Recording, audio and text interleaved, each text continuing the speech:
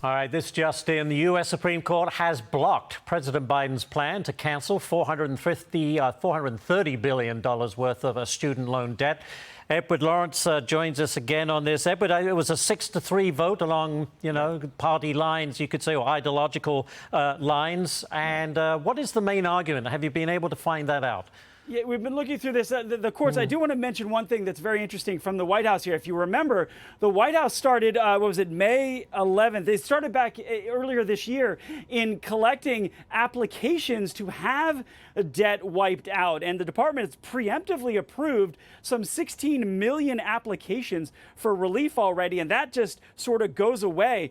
This was led by a group of 6 GOP states, along with 2 private borrowers that filed lawsuits to halt this effort in this sweeping, what those states are calling overreach. And a recent Fox News poll on this found that 49% of those surveyed think that Biden's executive action exceeded his authority. 44% think he acted properly on this. And we will get into the legal arguments as they are coming through. This is a very long and lengthy report. Justice Kagan right now is reading an oral dissent from the bench. And after that, we do expect Chief Justice John Roberts to make some comments from the bench. Now, the court is saying that it has never drawn the line in the secretary suggests for good reason among Congress, the most important authority to control the purse. So they're saying that Congress is the one that controls the purse on this. That's where they're drawing the line in this decision. And the president did not have the authority to get this much money to forgive the amount of debt that he wanted to forgive. So they're obviously putting the authority of the purse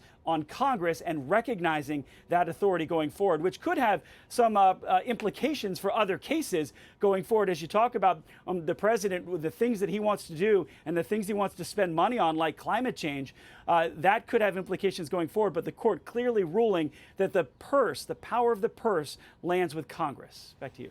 Edward, and you cover the White House, and this has been one of his signature topics for him, something he was planning to tout as we head towards the 2024 election. I suspect this could end up back in court, but I guess not, because it's the U.S. Supreme Court. But if the administration tries to come in with another alternative, then that could get tied up in legal challenges again. But to get back to my point, the president wanted to use this as one of his major accomplishments. This would be bad news if he can't.